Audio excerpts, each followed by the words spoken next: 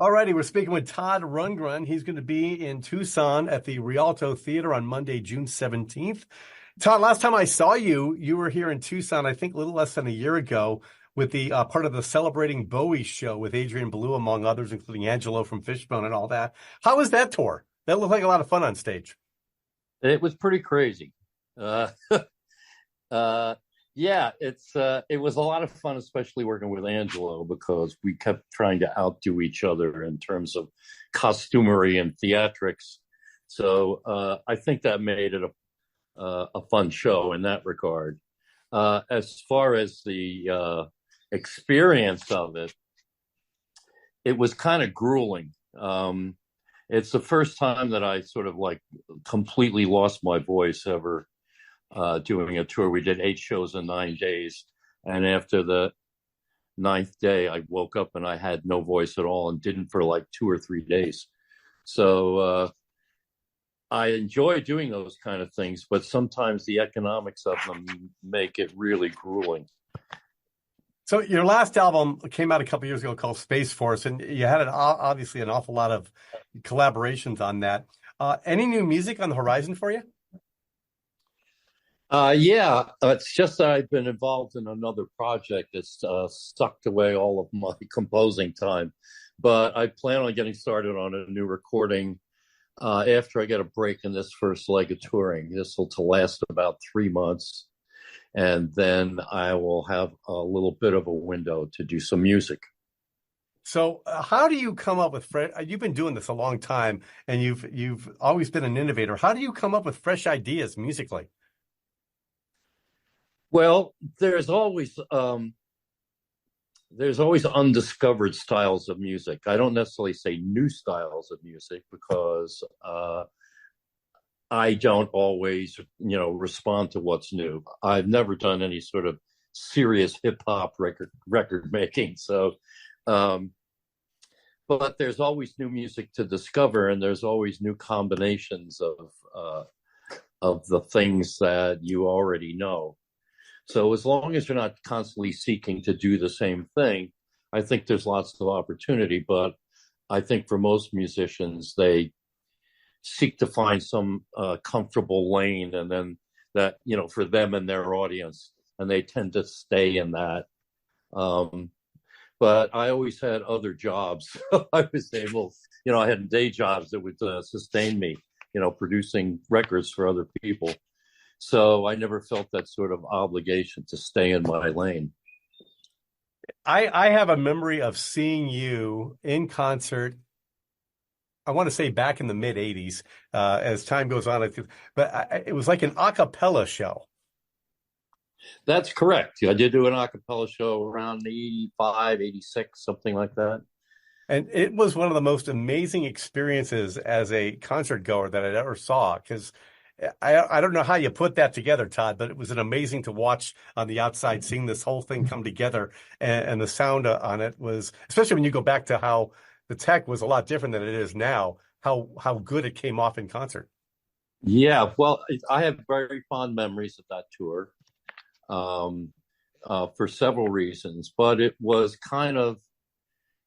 like being in some sort of medieval throwback. We had no instruments, no amplification, but, we did have microphones, of course, but there were no amps and guitars and stuff on stage. And it was the kind of thing that you can do in almost any venue, including like restaurants, where we would go and break into a song from the show and get a round of drinks for free. It was certainly amazing to watch, and I try to explain it to people who weren't there, and they're all just like, I don't get it. What do you mean there were no instruments? And I go, well, there were instruments, but the people's voices were the instruments, and they were really trying. If you're not there, you can't really wrap your head around it.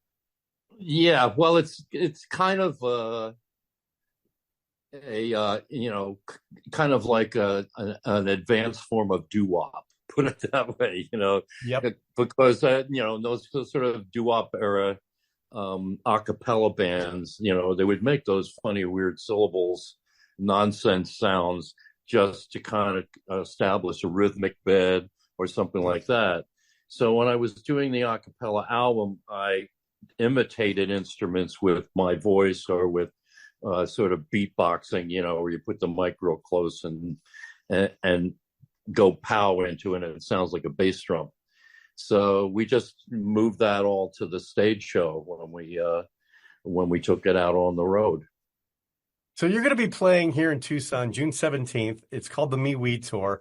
How do you pare down the amount of songs that you've written and been a part of to like a 90-minute set? How do you pare it down? Obviously, you got the big hits in there, but how do you figure out what other songs you want to put in the set list? Well, one thing we do is we play extra long. The shows are always at least 2 hours if it's my show.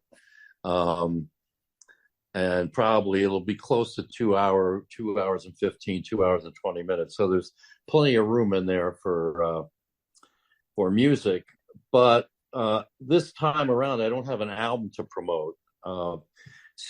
Space Force, as you mentioned, there's a lot of collaborations on it. And so it would be me trying to sing like other people, the other people who sang the songs on the record. So it's not really promoting that record so much, although we will touch on it. It's an opportunity, I think, for me to do some deep cuts and old fan favorites and things like that, since I'm not actually promote a record. But as you mentioned, there's a lot of music available to me. And surprisingly, there are some things that I've never played before.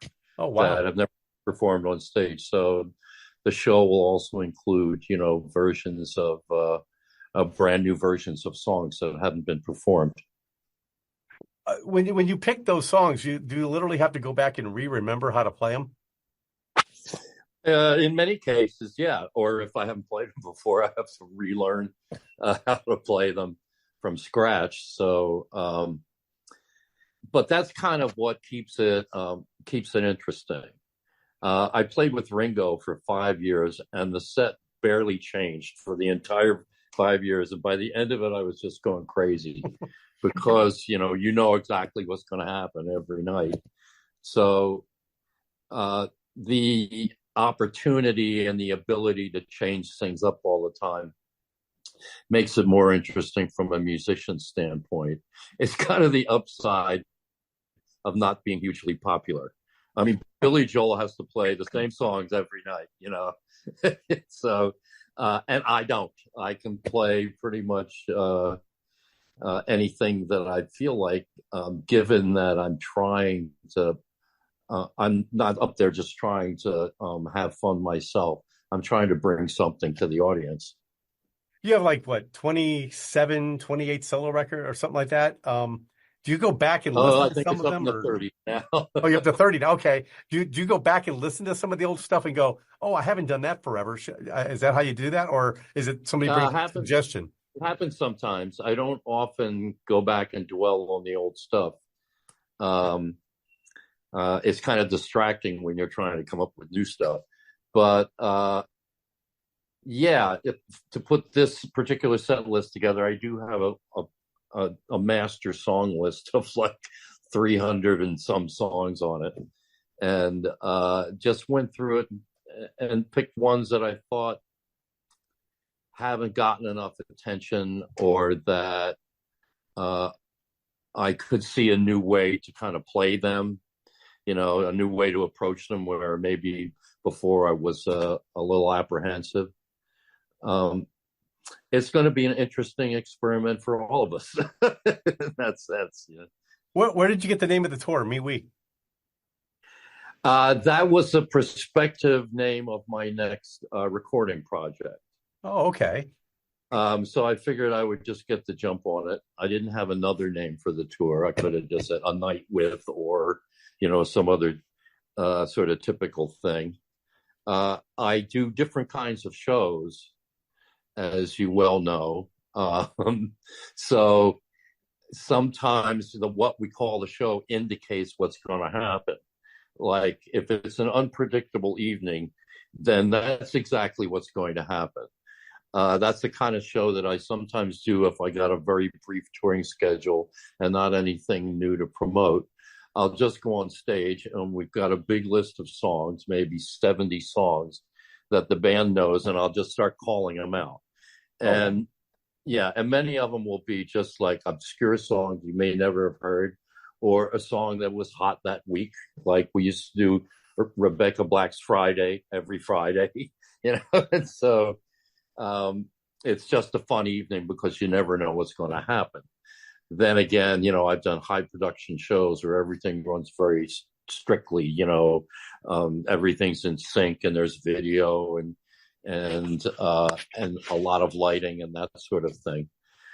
This is going to be a theatrical show in that sense, in that we are bringing a pretty decent level of production along with us. And I've got, the full band, which includes Bobby Strickland. Now we've got, our horns as well as our guitars. Yeah, I'm kind of looking forward to it. The only downside is that it costs me so much to mount these shows that the only money I make is T-shirt sales. so buy the T-shirts. Buy a T-shirt, yes. So, you've always been an innovator, Todd. What do you think of some of the new technologies that are out there? There's this new AI stuff. Of course, there's auto-tune and a bunch of that stuff. What do you think of that? Well, I have no fear of technology, so I don't have the same, visceral reaction to AI that a lot of other artists might. For one thing, I understand kind of a little better exactly what it is and how it works and what the possibilities are. That doesn't mean I'm rushing to use it. I find it useful actually for, when I've got a graphic project of some kind, something like Midjourney is great for, like, give me multicolored wispy smoke on a dark background, and boom, there it is, license free, Mm-hmm. I think the people that are most threatened are probably Adobe at this point, whose stock photo business may take a hit. But on the other hand, they're adding AI to all of their products. Photoshop now has AI in it, Mm-hmm. and almost everything. As much as people sort of like fear they fear it because they don't know it very well or what it's all about. But then again, a product nowadays doesn't seem hip unless it's got some AI connection to it. So, it's just weird. We're in a weird space with it. I don't foresee it completely taking over everything. Like I say, it may take over stock footage. They've got AI programs now that if you have to do tutorials, you can pick, any one of 70 avatars and type out what you want them to say, and it looks like a real human being, so and that's all over the web already, Mm-hmm. but that was the kind of thing that was really hard and drudgerous to put together, and now it's a relatively easy thing for people who wouldn't have had the money otherwise, to get a whole video set and crew and stuff like that and shoot a video. So you don't seem really afraid of it. It almost feels like you kind of embrace it in a way. Well, in a way, I haven't figured out, all the ways that I might use it, but I did use Chat GPT recently for a particular thing that I wanted to know that might have been harder to get if I was just poking around on a browser. In other words, I wanted to know what are the 250 most popular forenames in the United States. And within a matter of seconds, it had that list. Yeah, you would have probably had to dig through tons and tons of research just to find that out yourself in hours and hours. Yeah. So, it was for a specific purpose, but it was a very handy thing to have in that particular case. Then again, I asked it to find something that I haven't been able to locate because it hasn't been made in like 20 years or something like that.